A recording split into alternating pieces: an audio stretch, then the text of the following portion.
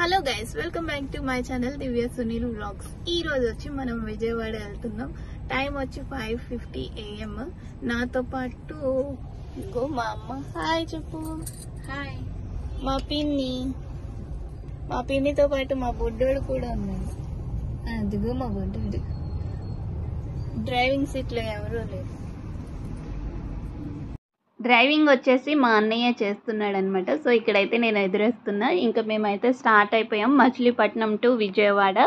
ఇక్కడ మచిలీపట్నం నుంచి విజయవాడ వెళ్ళే రూట్లో అయితే శ్రీ మద్దిరామమ్మ టెంపుల్ అయితే ఉంటుంది. ఇది అందరికీ తెలిసే ఉంటుంది ఈ రూట్లో వెళ్ళే వాళ్ళందరికీ. మేము ఎప్పుడు ఈ రూట్లో వెళ్ళినా చిన్నప్పటి నుంచి కూడా ఈ టెంపుల్ దగ్గర ఆగి దండం పెట్టుకుని అయితే వెళ్ళేవాళ్ళం.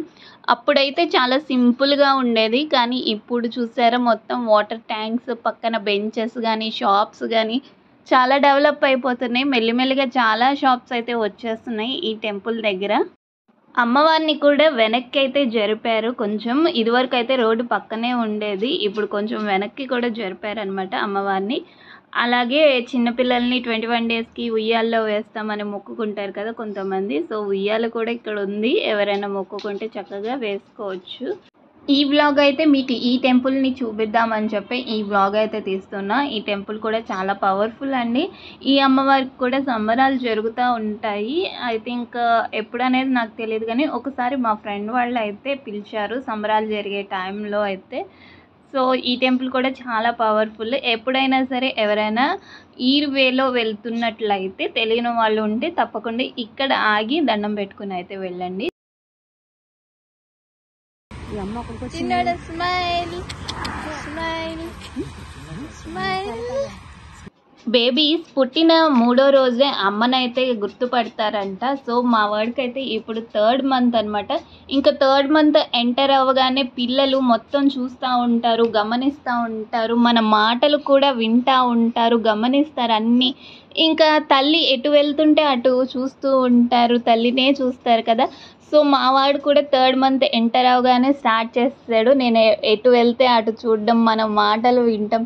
సో మనం మాట్లాడిన దానికి రియాక్షన్ కూడా ఇస్తున్నారు. మీరు బిఫోర్ క్లిప్పింగ్లో చూస్తే స్మైల్ అంటే కొంచెం నవ్వుతున్నా, అంటే మనం ఏం అన్నామనేది తనకు అర్థమైందో అర్థం కాలేదో నాకైతే తెలియదు, కానీ మనం ఏమన్నా సరే స్మైల్ చేస్తూ ఉంటారు కదా 3rd మంత్ నుంచి. సో అలాగే మావాడు కూడా. ఇంకా మేమైతే ఇంకా టెంపుల్ నుంచి బయలుదేరిపోయి ఇంకా డైరెక్ట్ విజయవాడ టెంపుల్కి అయితే వెళ్ళిపోతున్నాము.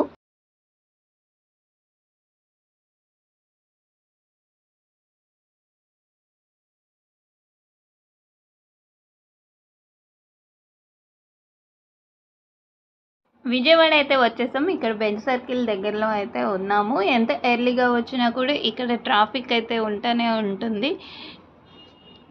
సో ఫస్ట్ అయితే మేము టెంపుల్కి అయితే వెళ్ళిపోయాము. టెంపుల్కి వెళ్ళిన తర్వాత అయితే పూల మార్కెట్కి అయితే వెళ్ళాము. పూల మార్కెట్లో ఏంటంటే ఎర్లీ మార్నింగ్ ఒక రేట్ ఉంటుంది, ఇంకా టైం గడిచే కొద్దికి వాళ్ళైతే రేట్స్ పెంచేస్తూ ఉంటారు. అందుకని చెప్పి టెంపుల్ నుంచి మార్కెట్ కూడా పక్కనే కాబట్టి పూలు అయితే తీసుకుని ఆ తర్వాత బ్రేక్ఫాస్ట్ చేసేసి హాస్పిటల్కి అయితే వెళ్ళాము. ఇంకా అప్పటికి టైం అయితే అయింది, హాస్పిటల్ టైము కరెక్ట్గా సరిపోయిందనమాట. సో మా హాస్పిటల్ టైంకి టెంపుల్కి వెళ్ళడానికి సో హాస్పిటల్కి వెళ్ళి మా పని అయితే చూసుకున్నాము. అమ్మవారి దర్శనం అయితే చాలా బాగా జరిగింది. మేమైతే 100 రూపీస్ టికెట్ అయితే తీసుకున్నాము, లేకపోతే ఉన్న జనానికి మాకైతే దర్శనం అయితే అయ్యేది కాదు. సో అందుకని చెప్పి మేము 100 రూపీస్ టికెట్ అయితే తీసుకున్నాము. సో వెంటనే దర్శనం అయితే అయిపోయింది, చక్కగా దర్శనం చేసుకుని రిటర్న్ అయితే వచ్చేసాము.